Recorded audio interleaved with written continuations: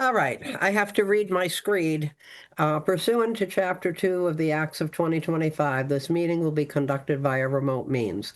Members of the public who wish to watch or listen to the meeting may do so in the following manner. Video conference with login information on the agenda that is on the town website.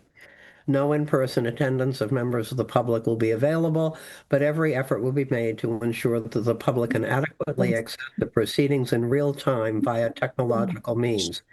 In the event that we are unable to do so, despite best efforts, we will post on the Topsfield website an audio or video recording, transcript, or other comprehensive record of proceedings as soon as possible after the meeting.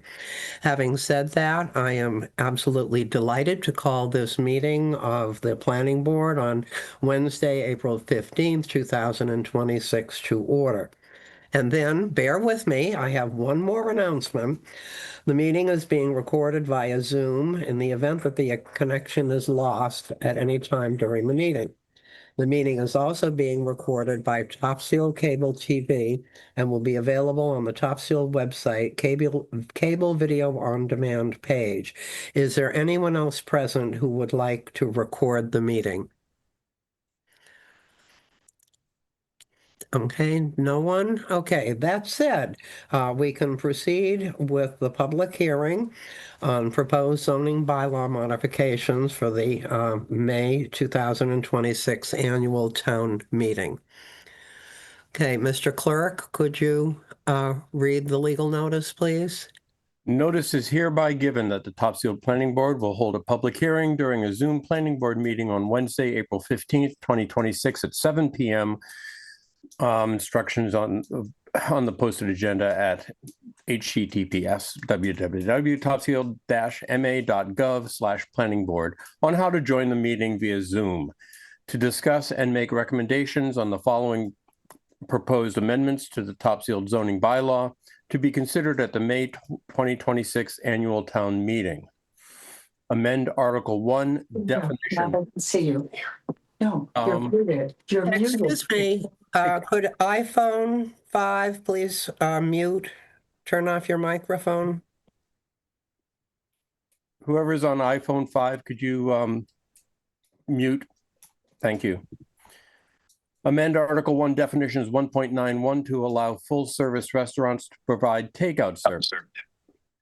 There is also a citizen's petition to amend Article 1 definitions 1.23 conference and event facility to state that a conference and event facility permit can only be issued for indoor facilities, that amplified sound is only allowed indoors, that in residential districts, permits are restricted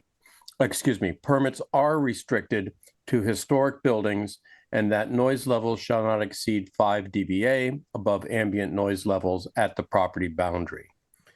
A copy of the text for the proposed amendments is available for inspection prior to the public hearing through the town clerk's office, Town Hall, 8 West Common Street, Topsfield, Massachusetts, during normal business hours. Martha Morrison, Chair, Topsfield Planning Board.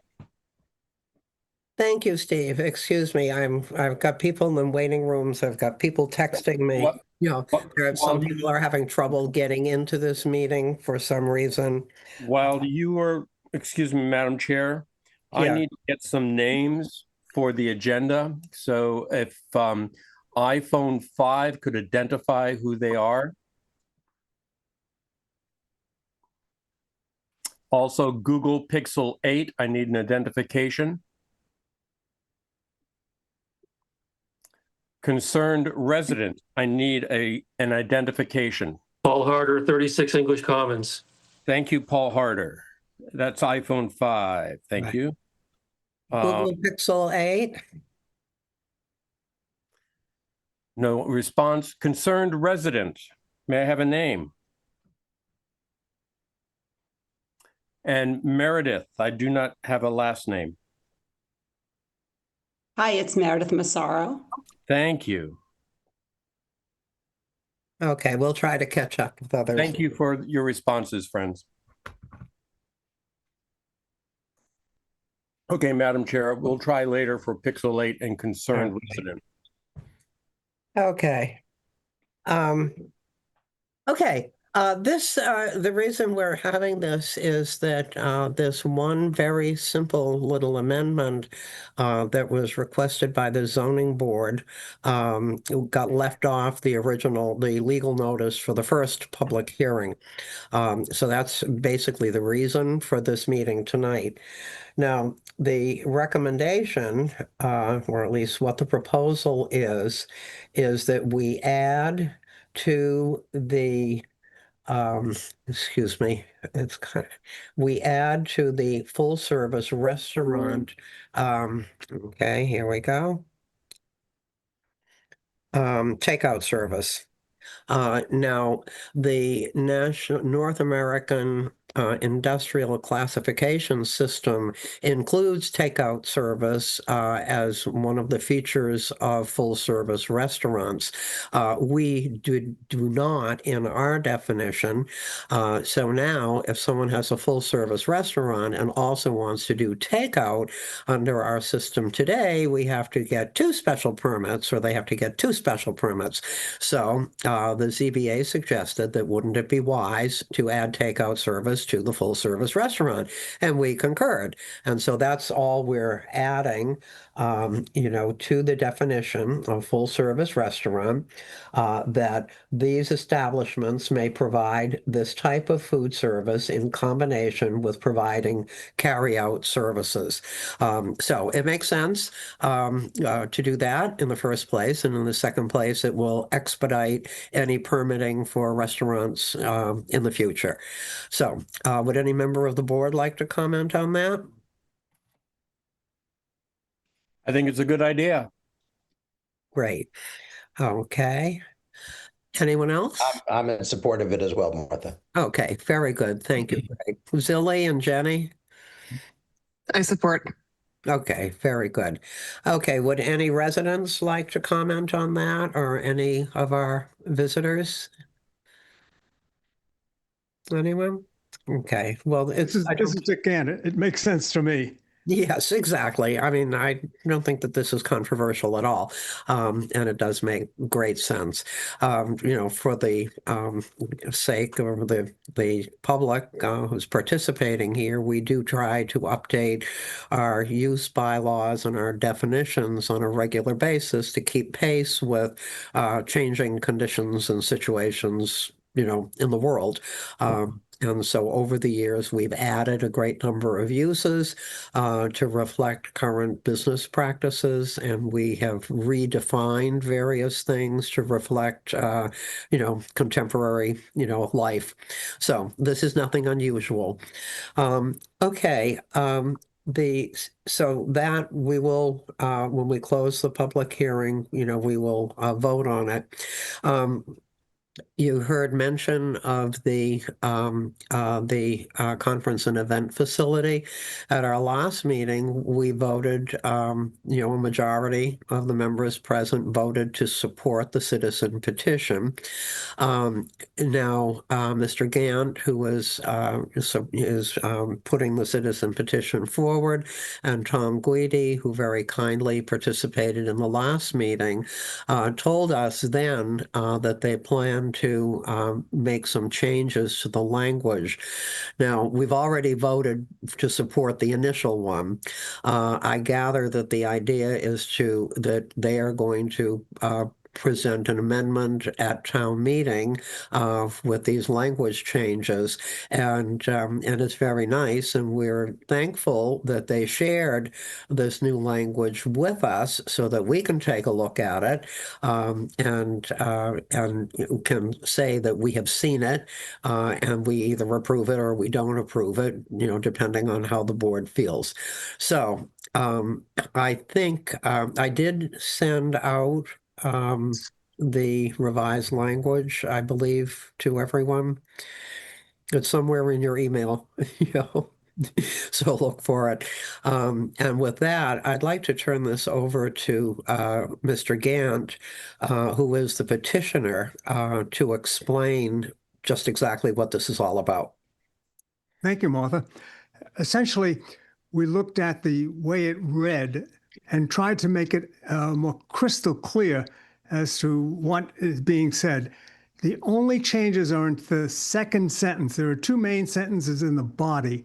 The first sentence in that change in the body remains the same.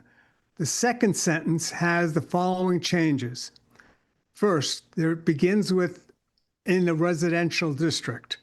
This is to make it crystal clear that not only the first sentence, but the second sentence relates to the residential districts only.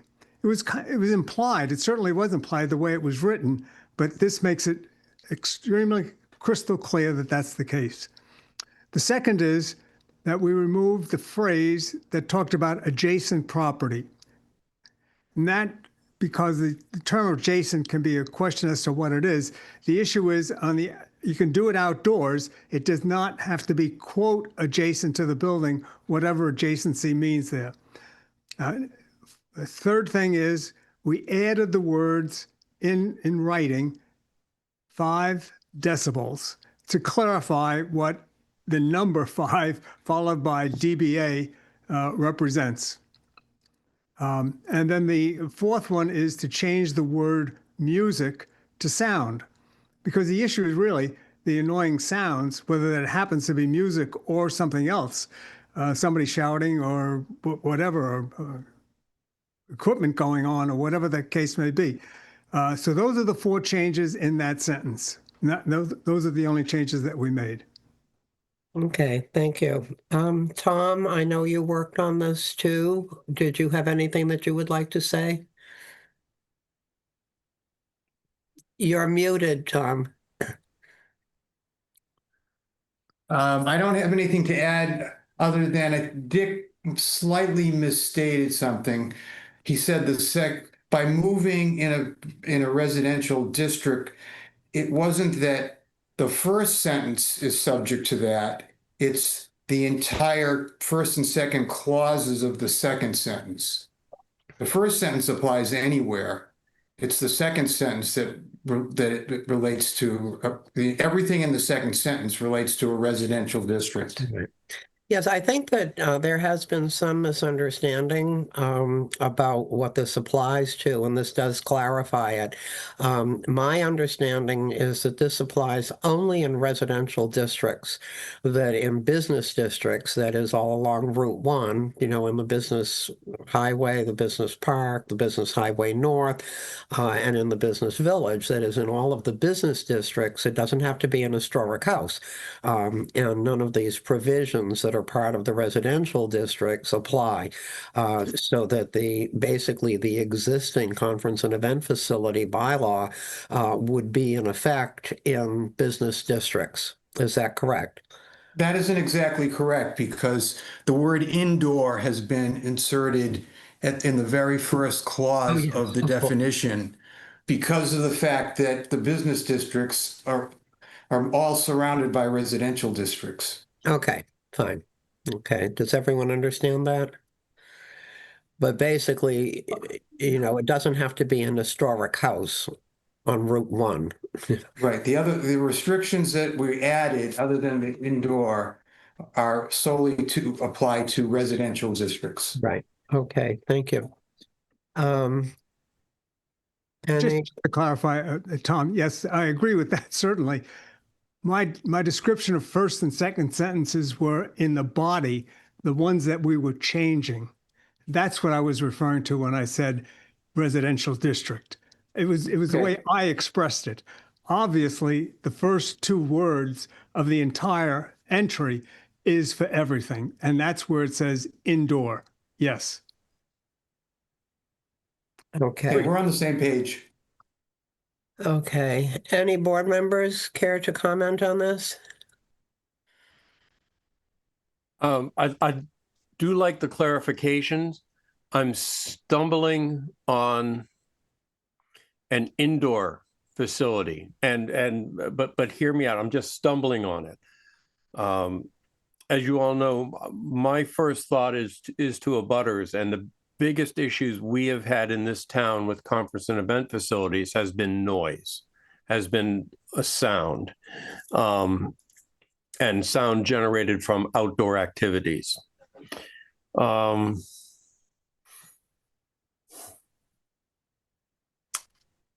exclusive use of patrons of conference facilities. So the way I read this now is that all conference and events facilities, no matter where they are, must be indoors, Correct. and that there is no function of that facility that is permitted outdoors. That's not the case. Okay. As it said in that sentence that I just spoke of, meaning the one that had the changes, Yep, I'm looking. it does allow outdoor activities with no amplified sound. Oh, I'm sorry. Yep. Yep. Okay. You know, resident sound is permitted within building only, and Yeah, how do we, Your point is well taken, that noise is the issue. In many cases, that's the issue. There are other things that you always have to deal with, traffic or whatever it is. It depends upon the places. But the main issue is that of sound.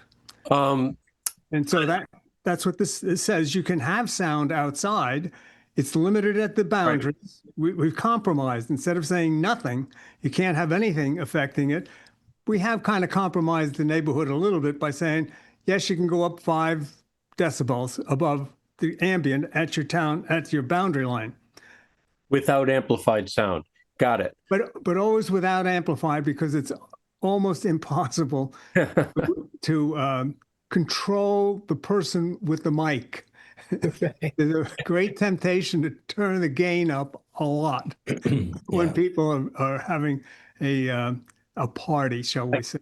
I would tend to agree with I that. don't care. Thank you for that clarification. I'm good. But if you do it inside, you know, the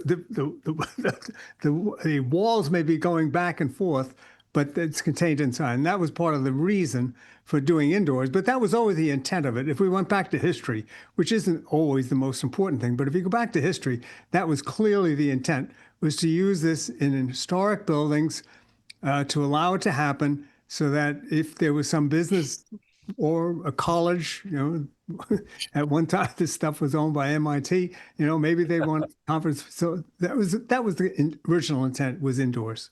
But no, this really would not allow, for example, outdoor concerts in any district, because it's indoor. Yes. Right. And we had the experience of the proposed outdoor concert venue that turned out, you know, a huge number of neighbors, you know, all over Salem Road, Wenham Road, Garden Street, you know, Route 1. And so that was withdrawn because everyone knew that it was going to be, it was in the middle of COVID and no one had any place to go except at home. And there they would have a concert series going on that they felt would be very disruptive. Greg, I think you were about to say something. I was How just could you tell? Greg Mellinger. Oh, yeah, hey, Dick. Yeah, I was just curious if you have an outdoor cocktail party and it's no amplification, but I mean, you know, 50, 100 people getting together in a tight, you know, tight space. I mean, it can get loud. What is 5 decibels in terms of, like, is it just conversational voice is 5 decibels? You know, how did you come up with 5? Again, there's two ways to look at decibels. One of them is as what is an example of a certain number of decibels? What's 30 decibels? What's 40 decibels? What's 50 decibels? What kind of music is that? Or what kind of sound is that? The other is to look at it in a relative sense. And this does not attempt to put it at a particular decibel level. This simply says, based on what is the ambient sound, you can increase it by up to 5 decibels above the ambient sound.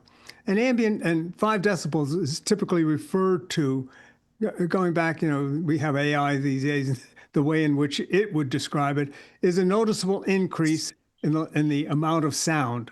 Yeah. So I just did a chat GPT, and conversational chatter at an outdoor cocktail party is 60 to 70 decibels. I think you may be missing a 0. Yeah. Yes, but And so this is measured at the boundary. Yeah. So it's not measured in the building. That's, you It's put your measured earplugs at in the when you're in the property. building. But At the when you get to property the line. boundary of the property, what emits out at that boundary should not be more than it was before the party started, relatively speaking.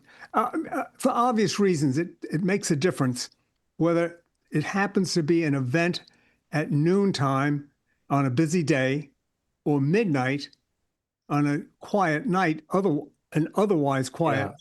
Yeah. So the Yeah. No, different ambient, I'm with you. I'm with you, but I think your figure is off. So which is off. yeah, the 5 decibels is not realistic according to Chat GPT. But that's, Can I say something? Yes, of course, Tom.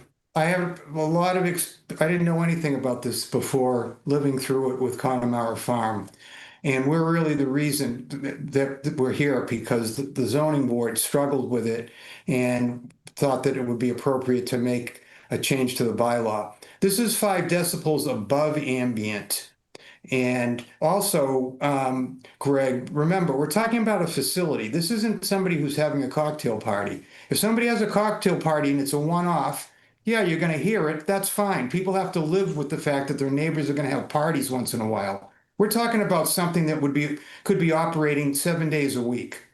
And so we're concerned about the noise that interferes with the residential use of the nearby properties, whether and we probably, I mean, if we were starting from scratch, we probably would have wanted that 5 decibel limit to apply whether the facility was inside or abutting a residential district or anywhere near a residential district, which I kind of believe very almost all our business districts are somewhere in the middle of residential districts. So this isn't perfect, to tell you the truth. Okay. Yeah. No, Tom, that's a very helpful clarification. Thank you. So it's just an increase in the noise, not the base amount of noise. I think if you looked up, ambient sound might be in the 40 to 50 range. So the cocktail party is not that much higher than ambient, particularly anything that's out anywhere near these highways that we have on either side of the town. So that's why I think it's the right number. Right. Okay. Jenny? I just wanted to sort of piggyback on top of that comment a little bit, just to make clear for everyone who's here, is that and maybe it would be useful if we could put the proposal up on the screen so people can see, because it gets difficult to talk about it. But what they're proposing to do is change the definition of conference and event facility. So that it just applies to, businesses that are trying to purport to be a conference and event facility and operate that type of facility in whatever part of town they're in. It's not intended to apply to anybody who's just having a party in their backyard. right. Thank you, Jenny. That is, and it's important to note that it doesn't apply to any other businesses. It doesn't apply to restaurants. It doesn't apply to, I don't know, anything that might be a business. It applies only to conference and event facilities. So a business that maybe has music periodically, it doesn't apply to them. It doesn't apply in, to any, I'm trying to think of groups that have. I mean, we have at least one lovely coffee shop that has music, periodically. It doesn't apply to that. It applies only to someone who gets a conference and event facility special permit, right? Right, Yeah. Jenny? Yeah. Correct. Yes. Okay. Zilly, would you like to say something? Yeah, my dog decided to have a barking attack, so I apologize for the background noise. Hang on 1 second. All right, I've asked someone to let her out. How many decibels above ambient is your dog? Oh, she's definitely above ambient, just whatever decibels. I don't know, she probably saw a bunny rabbit. So a couple of thoughts I'll quickly, just a really quickly high level say, and then the bigger picture comment. One is that last time I thought we were going to be seeing something that talks about on a historic property versus building after Tom's comments at the last public hearing around what if a facility wanted to build something that's not a historic building, but it's adjacent to the historic building in order to expand their facility's ability to host conferences and events. I was a little surprised not to see that in this updated version. And instead of getting into any of the other nitty gritty, I mean, I've stated this last time, this, even just listening to this conversation in the last few minutes with you all, I think someone just said it's not perfect. If we had started from scratch, we might have. Just talks about different times. It depends on the time of day. There's nothing in here about that. It brings me back to my original thought on this, which is I'm not, maybe someone can correct me if I'm wrong, but I'm not seeing anything imminently time sensitive about this. There was a reason the planning board tabled it. And I would really love to have the whole year to plan for something better for next year that's actually addressing the concerns, which I think Steve mentioned seem to be primarily around noise. I feel like there's ways we can address the concern without making things muddy. And Martha mentioned in a last time that, you know, the planning board before my time has done a lot of work to build a sense of trust with the community and have, you know, integrity in what we bring to the town meeting floor. I, you know, this sort of circumvents that whole process, and that's fine if the citizens want to discuss that. As a planning board right now, my view on this is I would love it if our whole committee could abstain from an opinion and just let the citizens discuss it on town meeting floor. And whatever happens, happens. If it doesn't go through this year, then I would love to bring it into everyone who's here into the conversation early for the fall, for next year's town meeting, so we can really get to the point without something that's twisting an existing bylaw to try to solve something that's not really designed for. And the last thing I just would say is, oh, I lost it. One sec, let me see if it comes back. Oh, the other option could be to have it withdrawn, and then we could work together on it for next year. Okay, the only problem is that this is appearing on the warrant this year, and by law, we have to say something. Right, but couldn't we all abstain? No. What if we No. did? We have to make a report, and we've already voted once, and so we have to tell the citizens that the planning board looked at it and that we voted on it, however we feel. So we can't just not say anything. You know, we have to say something under the law.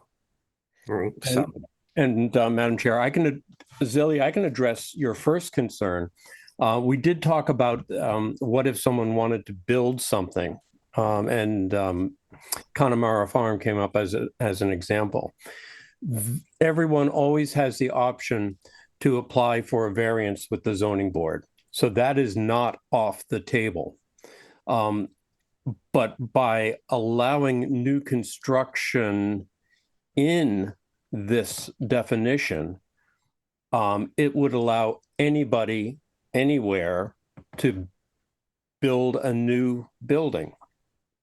Couldn't we have said on a historic property or adjacent to a historic building? We That's don't what I thought have, we were gonna we do. do not have historic properties defined. We have historic buildings listed. There is a list of historic structures in town, not Okay. historic properties.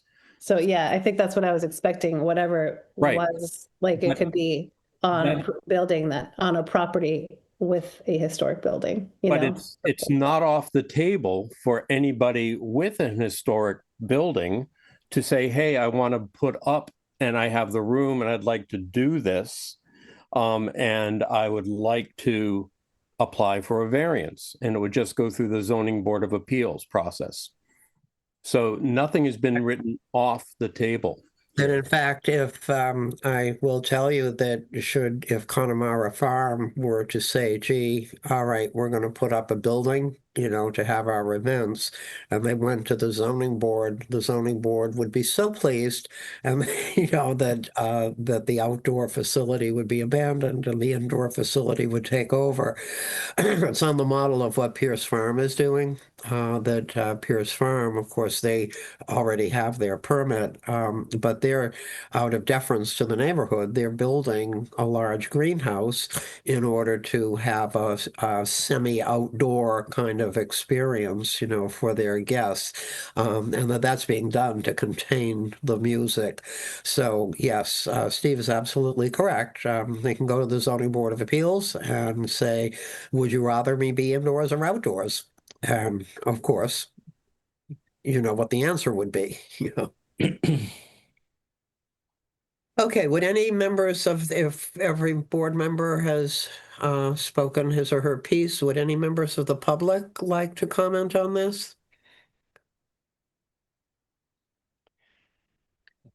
There were some people who seemed to want to say something. Sorry, Margaret, Okay, this is Greg's this is iPhone. Greg. Yeah, sorry, Greg Sereno. Sereno, thank you, sir. I guess this came out of Pierce Farm. Is that the genesis of this bylaw? No, the original bylaw was promulgated in 2005, and it was part of a series of preservation bylaws that we put together. And this was designed to preserve historic structures that they could be used for something other than a single-family house, or whatever. So the Commons was the first one to come along, and they got theirs. Pierce Farm got theirs. Willowdale operates basically under state regulations, but they are a conference and event facility. Coolidge Hall, an indoor facility, is a conference and event facility at the fairgrounds. So we have a bunch, and we're going to have another at the highway garage on the second floor. They're applying for a conference and event facility. This started to be discussed by the boards back during COVID when, as I mentioned, someone wanted to have an open air concert venue at Fairview Farm, and that this would be for outdoor concerts. The neighbors were very unhappy. We started talking about this then. That is, how can an empty field be a conference and event facility? Subsequently, Connemara Farm had initially was told they could have their wedding venue as part of their agricultural operation. Subsequently, that was reversed. So they had to apply for a conference and event facility. Theirs is an outdoor wedding tent. And there are people here present tonight who can explain the long and drawn out difficulty that was experienced by the neighbors, by Connemara, by the zoning board, because of noise, music, loud noises and all of that. So this grew out of a long, sort of observation of how people wanted to use this bylaw, this definition, and what the impact had been. So the reason that we talked with the zoning board about it, was that we wanted to make sure that the original intent, that is an historic structure, would have the opportunity to be used for something other than a single family home when no one wants houses like that anymore. That we wanted to include the historic structure piece.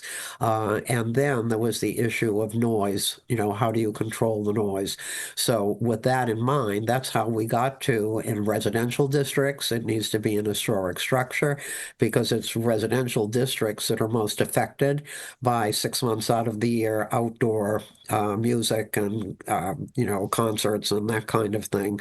And so that's why we're focusing on indoor activities and then in residential districts in historic structures, so that your neighbor can't just throw up a wedding tent and start hosting parties, Right. for a profit. Okay, so the rationale is historic preservation. That's the benefit to the town. The so to speak. rationale is that we are making an effort to protect the residents, people in residential areas from undue noise and disruption to their quality of life.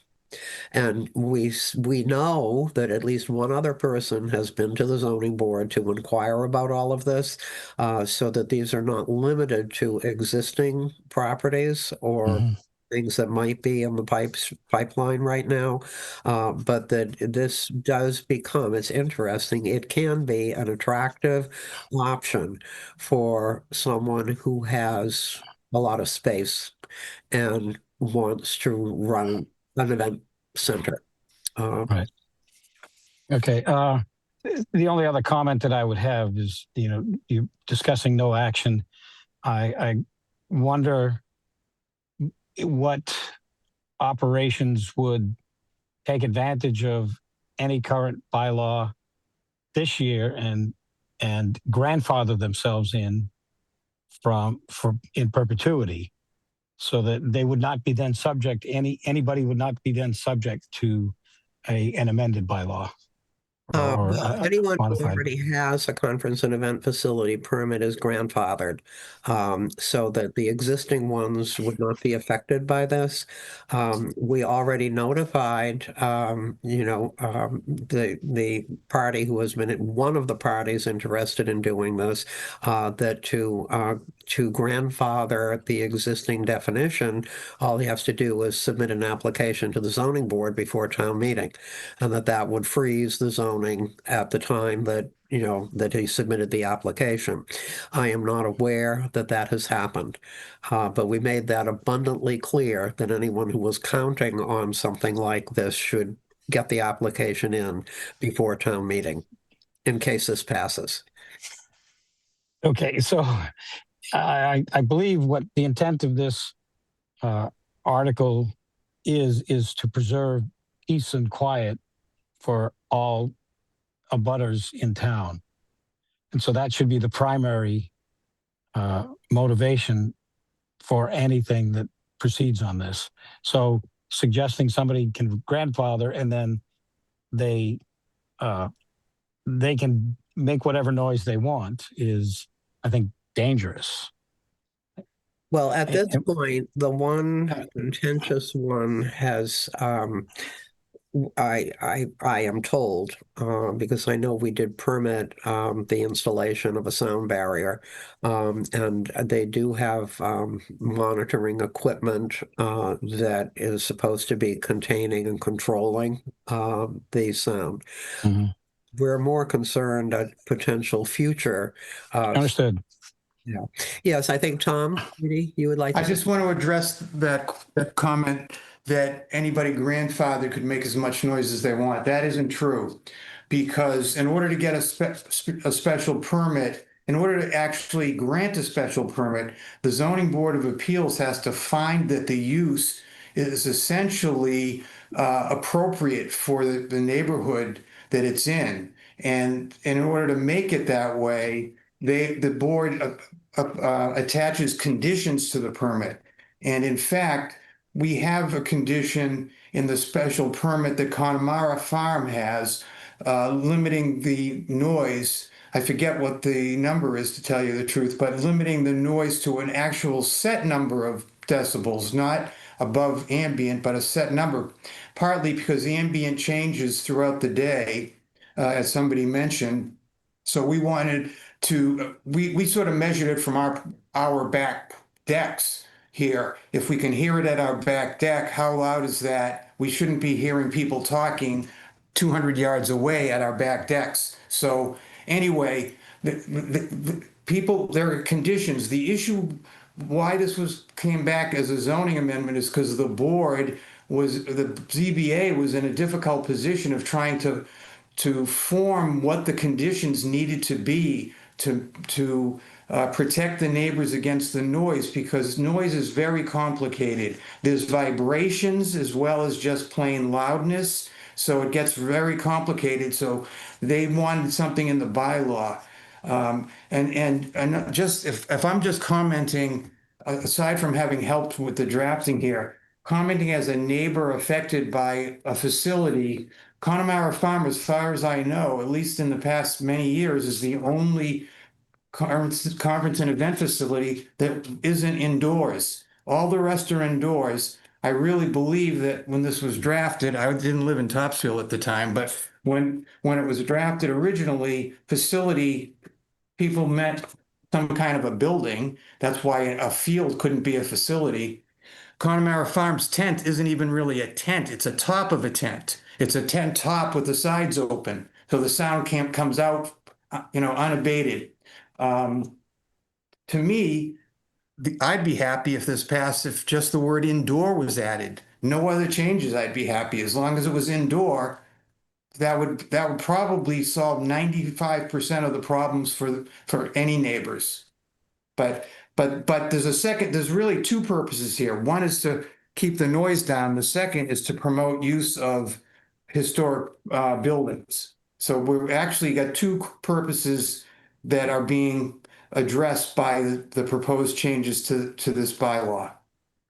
And there's another thing that we need to mention, and that this is what the ZBA, I think was concerned about going forward, is that they were told by town council that they can't impose conditions, that conditions are considered capricious and arbitrary, that the only reason that Connemara Farm has them is that they agreed to them.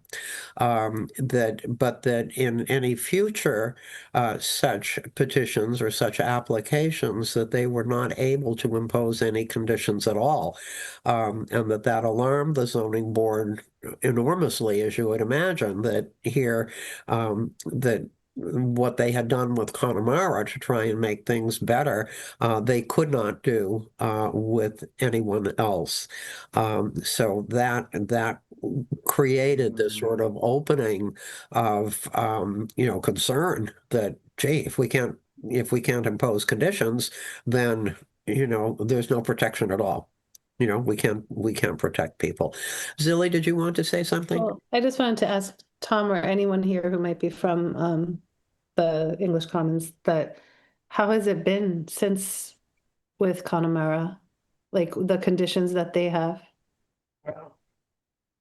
Here's the situation. There aren't any weddings over the winter, so they haven't started again since last fall. The zoning board, they got their permit as a result of settling litigation against the town. They were denied the permit. The zoning board found that it was not compatible with the neighborhood, but they sued, which you have to do, to appeal, and then the town compromised with Connemara Farm, and Connemara Farm agreed to build a sound barrier, which they had agreed would be built within 60 days after the permit became, the decision was effective. That was last summer, late last summer, and as far as I know, the wall has not yet been built. And they're so we've been very patient with them. I will say that the noise was not as bad last fall as it had been for the previous several years, that this has been dragging on. Because there were a bunch of other conditions like pointing the speakers away from the residential areas, those kinds of things, keeping the sound. They put a governor on their amplifying system, so it could only be a certain level of noise to prevent the DJs from just going wild and turning up the music. And which they, particularly after the night goes on, they start getting excited and maybe having a few drinks, and before you know it, they've turned up the sound. So we're still waiting for the wall to be built. The town's been very lenient. And of course, zoning enforcement doesn't step in until there's been complaints filed. So we haven't filed complaints yet. We're waiting to see what happens this spring. But technically, they violated the conditions, and we're waiting for them to get that sound barrier wall built. I think it's going to make a difference, but we can't tell. We don't know whether it's going to work or not. We hope it will, but we were put in kind of an impossible situation because the board approved it without knowing whether the wall really was going to work. But we couldn't didn't want to spend the money to appeal since we didn't know whether it was going to work. So we had to waive our right to appeal because we didn't want to get into litigation without knowing whether it would work or not.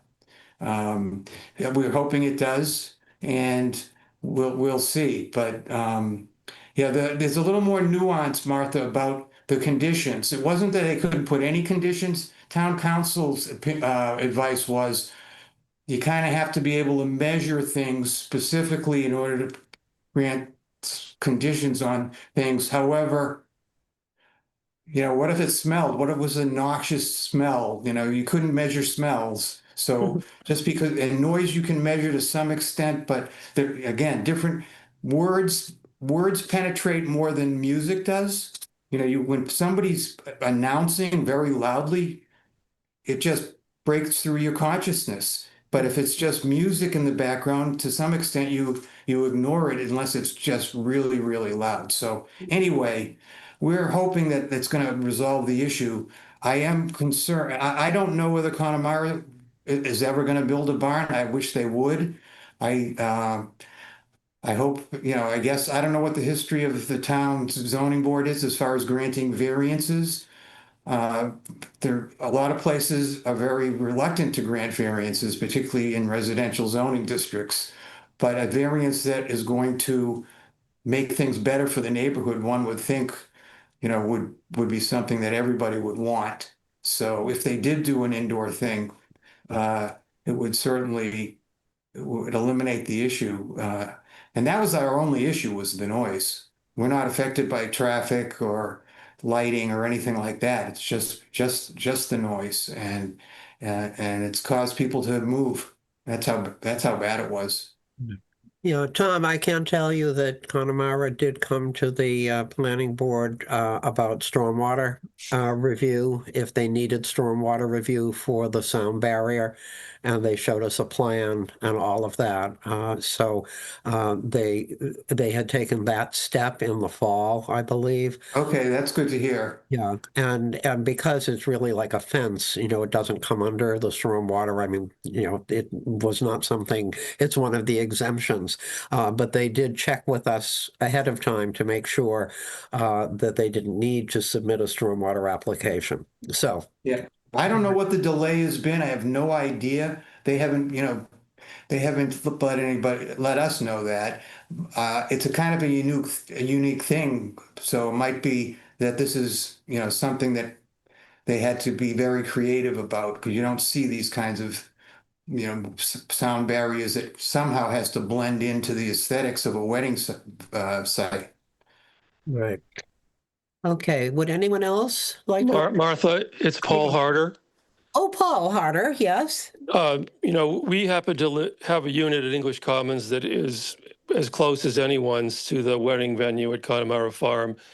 And it's been a long and tedious 4 years. I can't remember the exact numbers, but I'm just to educate some of the other members of the planning board, this is not a small issue. During COVID 3-4 years ago, the police were called, I believe it was 47 times during that wedding season about the noise. And we had an officer in our bedroom at 9:45 at night telling us he wouldn't want to live here. And we're trying to solve a problem that is real for quite a few people. And the sound barrier is supposed to be up before the first wedding this spring. And we're just a few weeks away. I don't know when the first wedding is scheduled, but there's no barrier. And that is just not a good place to be. They've had 6 months to do it. And we're just hoping for the best, but we're not, after this many years, we're not optimistic about this situation. And the original permit was given to them under false pretenses. It was not agritourism. That had been overthrown by the courts more than once. And we just need to do a better job as a town, making sure that things are in order. Thank you, Paul. I think Heidi would like to say something. Yeah, I just have a question how the amendment to Article 37th will be presented to will be presented to town meeting. Will there be a visual Will it just be like Dick did tonight, where it's just telling the modifications to the wording? How will it be presented? It will be, Thank you. it will be presented as a sentence. Essentially, it'll say, replace the following with this. So, and again, it's that second sentence of the additions that we're talking about. The first bold, if you would, the first bold italicized sentence does not change. The second one changes in the four ways that I said. Music, the addition of again, the phrase for residential district to take and make 5 decibels, the words FIVE decibels, and to remove that one reference to adjacent to the building. Those are the changes in the sentence, but the sentence will be read. So that will be the amendment, and that's what will be read at town meeting as the amendment. But it will just be a verbal or an audio. There will not be a visual that people will be able to see the amendment. They will not, but I think you have brought up an important point, one that we've considered, and that is to have copies of the revised, what would be the revised amendment after the, excuse me, the the final amendment as it will be presented with the amending that sentence. Have that printed and have it available for pickup at entrance to the town meeting. Thank you. Heidi, is there any possibility, I know we haven't done it for quite a long time, but is there any possibility for a screen so that people can show things? You would have to ask either the moderator or, I don't know how it would be conducted. Yeah, Because I think we have in the past, and I Yeah. think the years that I've been at town meeting, not as a FinCom member, that there have been visuals.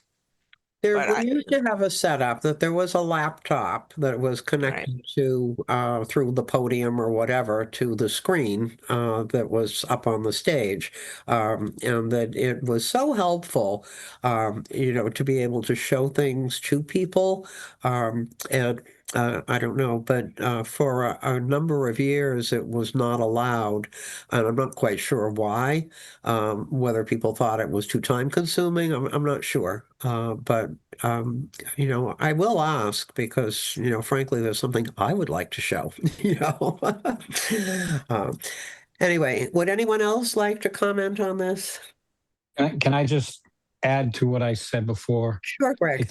I think no action or a negative action is a disservice to the residents of the town of Topsfield, and I hope that the planning board at least institutes some protection for butters, any butters. It's not fair just to single out Connemara Farm. This could happen anywhere. So, what are the implications of, the rest of the town? So I think that should be taken into consideration. Right. And Greg. yeah, I guess that's it. I just, the protection of every abutter should be the utmost priority for everybody. No abutter should hear a regular disturbance from a typical residential area, period. No matter how lovely the music is or whatever, nobody should impose that on anybody. And I kind of hope the planning board sees that and at least for now gets some sort of sound protection, sonic protection. I can tell you that it's not just the direct abutters that are affected. They're the most affected, but sound travels. And I know in my neighborhood, while I tend not to hear anything for whatever reason, I don't hear anything, but people much farther up the street from me do because of the lay of the land, presumably, or just how sound travels, so that it's not just the direct abutters who are affected. affected. It's whole neighborhoods that can be affected, with maybe some not hearing anything, but others much farther away hearing everything that goes on. I don't understand how sound works, but I do know that it travels in peculiar ways, and it's affected by the terrain. It's affected by heat. It's affected by the wind blowing, and so this isn't just for the direct abutters. It's really for whole sections of town. And I see David Larson would like to say something. Yeah, I apologize. I'm trying to understand. So I just had a few basic questions. The current bylaws, what constraints, if any, do they apply to somebody, setting up an outside tent venue within a residential area? Is there any land limitations, any other constraints that the town can apply when it's obviously, going to be a burden to the neighborhood? No, we don't have a specific conference and event facility bylaw. We simply have a definition, and it's in the table of uses by special permit. So it's up to the ZBA to take a look at the plans and make their ruling. So there really isn't any, there's no size, lot size limitation or anything. What we're really talking about is commercial, ongoing, not one-time events, a wedding venue, things like that for a family is not an issue. No. It would be Correct. an ongoing. This affects a commercial venture, not a family holding a wedding in their backyard. Right. And this is independent of preserving a historic structure too. I understand the original bylaw the intent was excellent, but it seems like there was a gap here that is now being potentially adding burden. I mean, English Common, someone said that people had moved out because of the sound. That's pretty egregious. So I think you've answered my questions. The other point is, if you do write something to protect, is there any reason in the future, if you find this was too constrictive, it couldn't be amended or adjusted again? Of course it can. Yeah, That's what I thought. Things are adjusted repeatedly.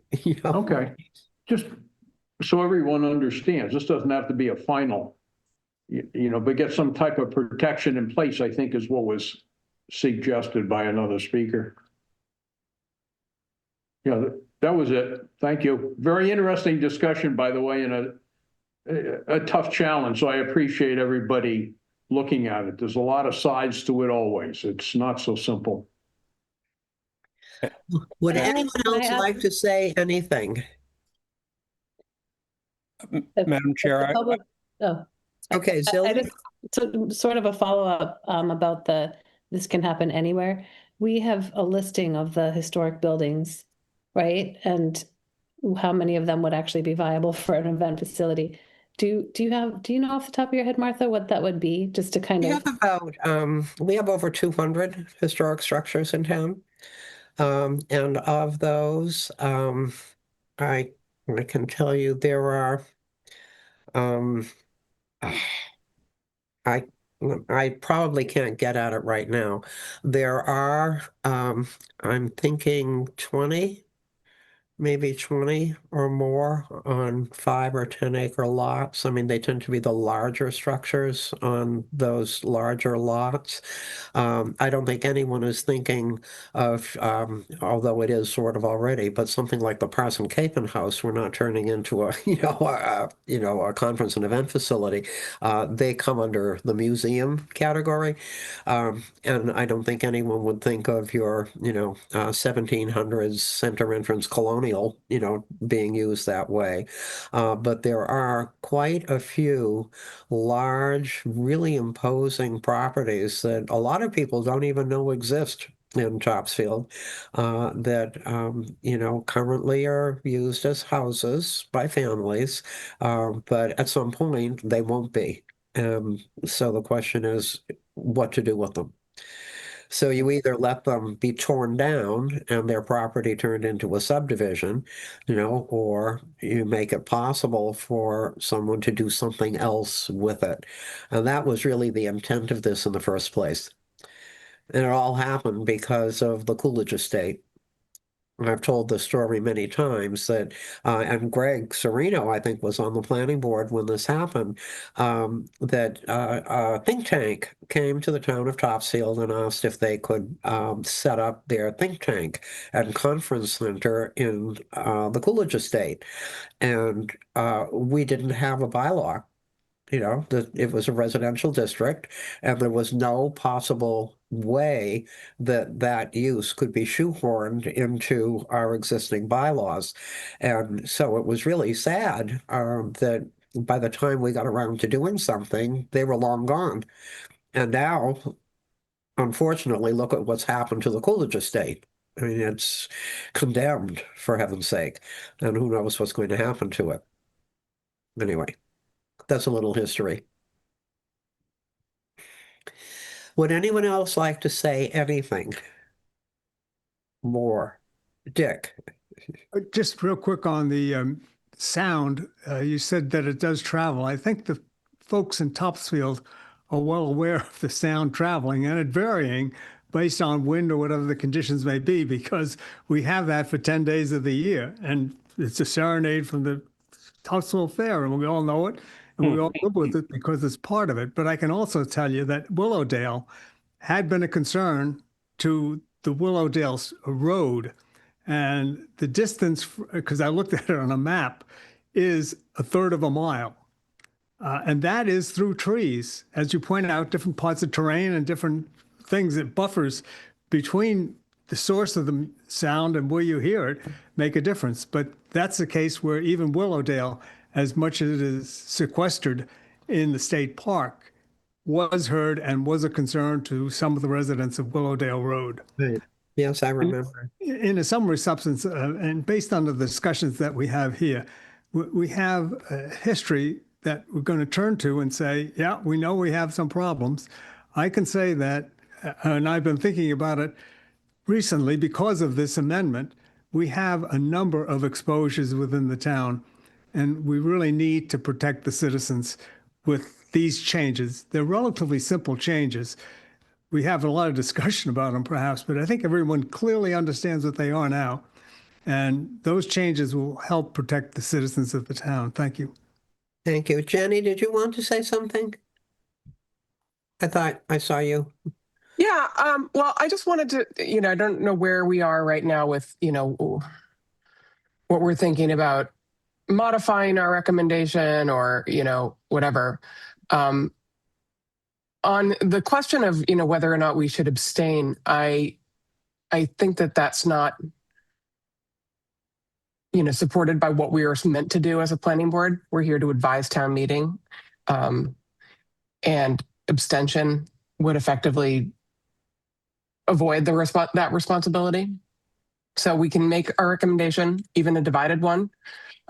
We can state our concerns. It doesn't have to be a straight thumbs up or thumbs down. But I think that even, we would not be doing a good service to our citizens to abstain on a citizen's petition and not allow it to have a fair path to town meeting. Thank you. To say nothing about the fact that there has to be a planning board report of some kind that is included in the town meeting minutes that go to the Attorney General when the Attorney General reviews, what was passed at town meeting. So we can't just not say anything. We have to do something. Okay, anyone else? Actually, I guess that is my point, sort of, is that, a vote to abstain would tank the bylaw. And it would be the planning board making the decision that the citizens petitions bylaw is not worthy of, being adopted rather than the legislative body, which is town meeting. So our obligation to the legislative body is to make a recommendation. And it doesn't have to be simply yes or no. It can be 4 or 5 members recommend, action, and we, have these other reservations. We can, we can describe our discussion here. It's our obligation to town meeting to report on, how we feel about the bylaw. Right. No, I agree. I agree. Even in the past, if we've had split votes, in fact, we've had them, we still make the report. We still explain that it was a split vote, and so, Jenny's absolutely correct. Okay. Speak now or forever hold your peace, as they say. Until town meeting. Is your next move going to be to call a vote, Martha? Well, first of all, we have to close the public hearing. Okay, I'll wait for that. Okay, you're making a motion to close the public hearing, Silly? Yeah, that's what I just did. Thanks for interpreting my words that Perfect. correctly. Okay. Second. And Greg is seconding it. We have to do a roll call vote. Okay, Jenny, Aye. Steve, Aye. Greg, Aye. Zilly, Aye. and I vote aye. Okay. Now we need someone to make a motion relative to our first article, which is the full-service restaurant adding a takeout service. So would someone make a motion one way or the other, about whether we're going to support that? I'll move to support that one. Very good. Is there a second? Second. Jenny, second. Okay, roll call. Greg, Aye. Steve, Aye. Silly, Aye. Jenny? Aye. I say aye. Okay, now we have the interesting situation that we voted to support the citizens petition in its earlier form. Now we need to be able to say that we have seen it in its new form and whether we support it or not. So who would like to make a motion one way or the other? I'll make the motion that we support the edited version, the new version submitted by the citizens. Do we have a second? Second. Greg is seconding. Okay, so now we have a roll call vote. Jenny? Oh, hang on. Are we going to have a little discussion? Oh, I okay. know that the public hearing was discussion, but I was saving my comment. Go right ahead. I just wanted to, before I give my vote, just to say that if anything, what I hope, let me see how I'm going to phrase this correctly. I'm going to be voting no, and largely based on process and largely based on like a desire to have come at the noise issue in a different way rather than trying to adjust this existing bylaw. In the end, I think what might have happened, the way that I would have gone about it could have been more restrictive overall across the whole town if we came up with like a noise ordinance that was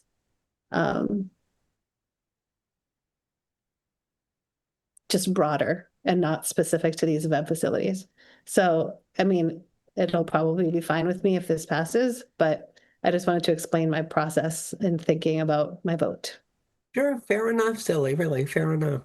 I will throw out that I did make a suggestion a long time ago that if we are looking for different kinds of entertainment, if, that somehow or another trying to squeeze things like concerts and whatever into conference and event facility, that it probably would behoove the town to take a look at an additional use that, could capture some of the things that people think might go into a conference and event facility bylaw.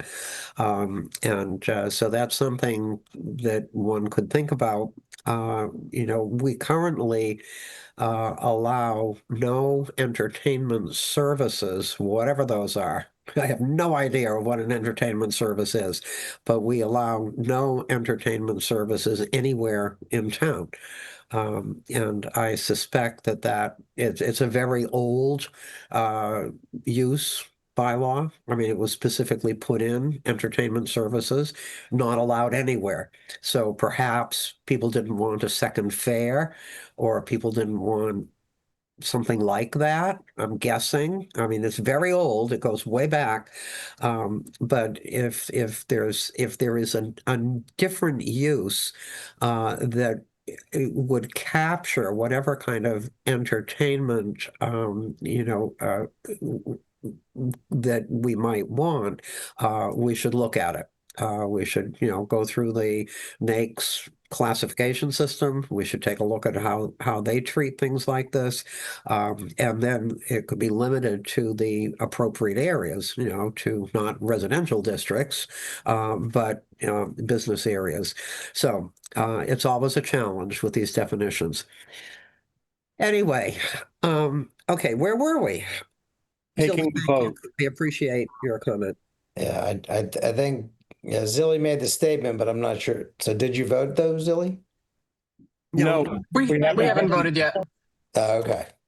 Okay. We're in the discussion phase. Okay. Do we need to discuss it more, or are we ready to make a motion? the motion has been made and seconded. We're ready for a vote. Okay. Roll call vote. Jenny? Aye. Steve? Aye. Greg? Aye. Silly? No. It's okay. And I vote aye. Okay, thank you, everyone. We've done our legal duty. So we're ready for town meeting. Okay. We have one more thing. It was on the amended agenda. Did you all receive the letter that I wrote for the open space? I sent it out a while ago. Yeah. Yep. The Open Space Committee has been working very hard, Martha Sanders and Melissa Ogden as chair, with, a team working with them. They did the survey, they did everything that they were supposed to do. They did a great job, as usual. As you all know, the open space plan is critical for getting grants from the Department of Conservation and Recreation. If you don't have an up-to-date plan, then you're not eligible for grants, such as all the grants that we've gotten for the rail trail in particular, or any other grant that we might get from DCR. So they have brought the plan up to date. They have presented it, and they need a letter from the planning board that says that we like the plan, that we approve the plan, that we think they did a great job. That is everything that I put in the letter. So if anyone has read the letter and would like to edit it in any way, that would be fine. Let me know. I endorse your letter. Thank you, Jenny. Thank you. I concur. Thank you, Martha, for writing it. I think it was well stated. Thank you. Well, we've been writing these now every 5 or 6 years or whatever it is. So mercifully, my computer has good storage, and so I kind of am able to use what we used before and then update it, talking about whatever. And I did specifically include reference to the master plan. I hope you noticed that. Yeah. Because the master plan makes specific reference to the open space plan, both in the implementation of the goals, and the various implementation strategies that the open space plan has, and that so it is a piece. It's a part and parcel of the master plan. So I thought that was really important to include. I love it. Right. Yeah. No, absolutely. I mean, we had the discussion with the consultants about that the open space plan had, this massive matrix of goals and, strategies and all of that, and that they should be referenced. And so they did. And I think it's great. So, okay. Anyone else? Well, I need a vote. Someone to, I move to accept or support your letter. very good. Thank you. I second. Second. Very good. Thank you. All in favor? Greg? Aye. Jenny? Aye. Silly? Aye. Steve? Aye. And I vote aye. And by the way, you might wonder, why do I call on people? Well, it's sort of where you are on the screen, and the screen moves around periodically. So, I have to kind of find you all. Okay, I don't think we have any minutes. No, I'm sorry, but you'll have 3 sets of them at our next meeting. Okay, well, let me make the point that these minutes are critical, particularly the 2 sets of minutes from the 2 public hearings, that those are going to have to be ready, going to have to be approved, to go along with everything that goes to the Attorney General for review. We need to do that. And frankly, I, I don't know whether we should even, have a brief minutes meeting, ahead of town meeting. I don't know whether we should do that. Can I distribute the minutes to the planning board separately? Yeah, if you could send out all of the minutes, the reason that I say this is that typically there isn't a May planning board meeting. Right. And so if all of this stuff has to get off to the Attorney General right after town meeting, then, and there aren't minutes approved until June or something, it could delay the town clerk and delay the submission of all of this stuff. Yeah. What if we notice a meeting for a town meeting and we all just huddle together for 5 minutes? That's perfect. Will everyone be at town meeting, I hope? I think I will be there, yeah. Oh, good. Okay, Location, hallway of Masconomet. right. Okay, that's a very good idea. The FinCom always has a meeting right before town meeting. So we can do the same thing. That would be great. I will try to do that. And Steve, if you can get the minutes out. I'll get them out. I will tell you that it may be that if I did it right, the Zoom AI companion may generate a summary of this meeting. I bet it will. I clicked on the button. Just, I caution my clients, though, that is a public record. Oh, okay. That's all. Well, For future. Not that anything we said here tonight should not be a public record, but particularly for executive session. right. Oh, yes, certainly for executive session, but we don't do those.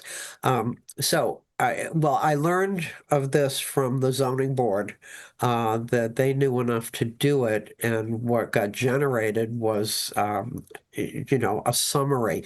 Now, it doesn't include all of the detail that we need to have in minutes, but at least provides kind of a summary of what happened in the meeting. So if it happens, I'll let you know, Steve.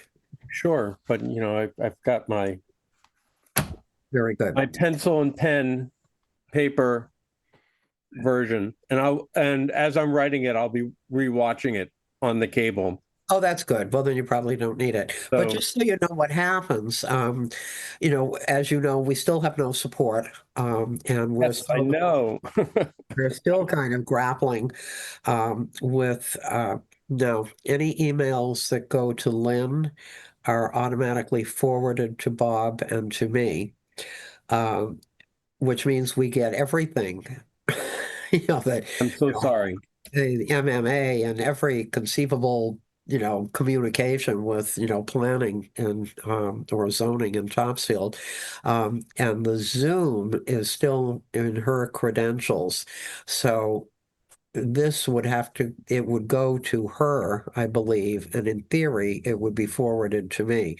But I'm not at all sure that I'm getting everything that goes to Lynn. And I don't. I don't know. Is there any update from the town administrator about filling this position? I haven't heard a thing.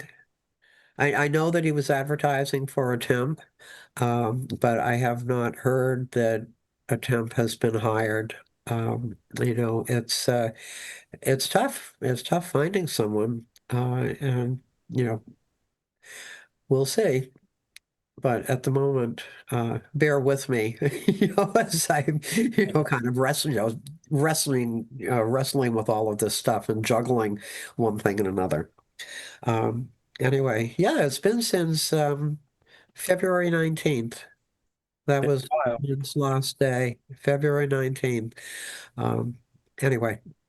At least we don't have, the zoning board has a couple of hearings coming up, and they have to deal with the butter notification and, legal notices and all of that. So mercifully, we're not in that situation yet. Yeah.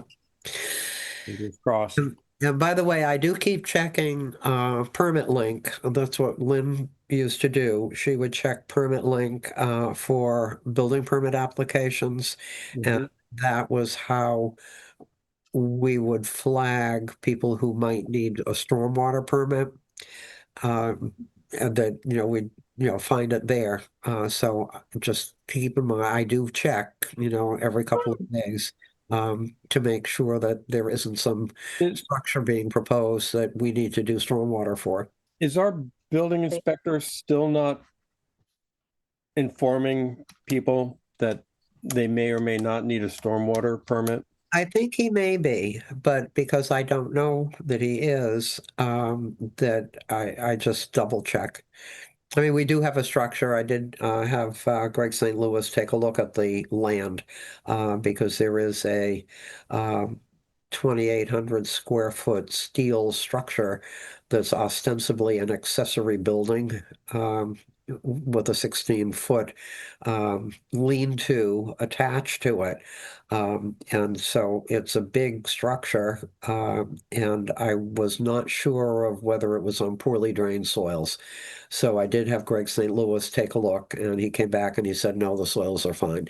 Excellent. Good. Anyway, okay. Then I see the final item is motion to adjourn. Would someone care to make such a So motion? moved.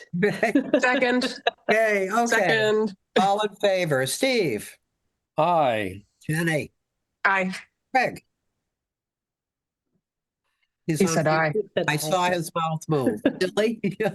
Hi. Aye. And then I say aye. So good night, Thank all. you. Thank you all for coming.